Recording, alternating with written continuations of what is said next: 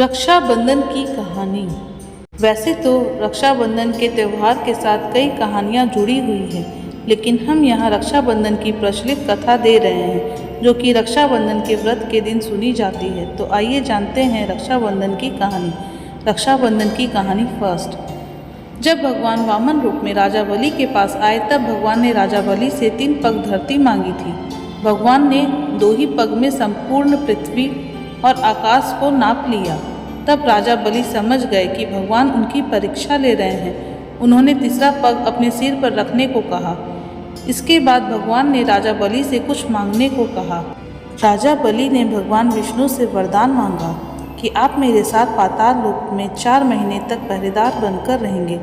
तब से भगवान विष्णु लक्ष्मी माता जी को स्वर्ग में छोड़कर वर्ष में 4 महीने राजा बलि के पहरा देने लगे।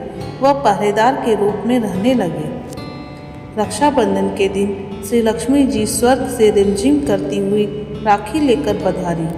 लक्ष्मी जी ने राजा बलि को अपना भाई बनाकर राखी बांधी, साथ ही भतीजों और भाभी को भी राखी बांधी। जब रानी हीरे मोती का थाल लेकर आई तो श्री लक्ष्मी जी ने कहा कि भाभी, हीरे मोती तो घर में बहुत है, मैं तो यहाँ अपने पति भगवान विष्णु को मुक्त करवाने आई हूँ।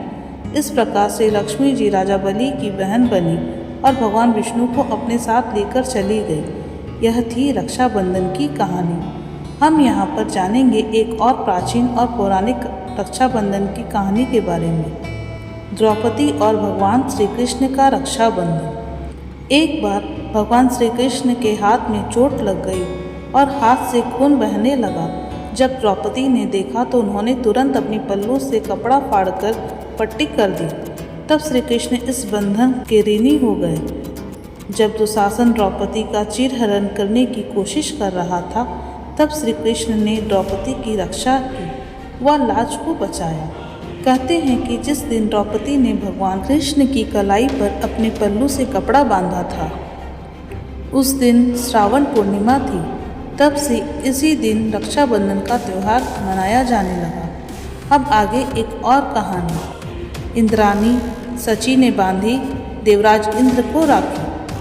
भविष्य पुराण में एक कथा प्रचलित है जिसके अनुसार एक बार देवराज इंद्र और वत्रासुर में भीषण युद्ध हुआ। इस युद्ध में देवराज इंद्र की रक्षा के लिए इंद्रानी सची ने देवराज इंद्र की कलाई पर श्रावण पूर्णिमा के दिन राखी बांधी, जिसने युद्ध में देवराज इंद्र की रक्षा की और वह युद्ध में विजयी हुए। यह रक्षाबंधन की कहानी सतयुग में घटित हुई थी। यह थी रक्षाबंधन की कहानी। हम आशा करते हैं कि आपको रक्षाबंधन की कहानी पसंद आई होगी। अगर आपको ऐसी कहानियाँ पसंद आती हैं तो आप हमारे चैनल को लाइक, शेयर और सब्सक्राइब कर सकते हैं। शिव की शक्ति एंड लव। धन्यवाद।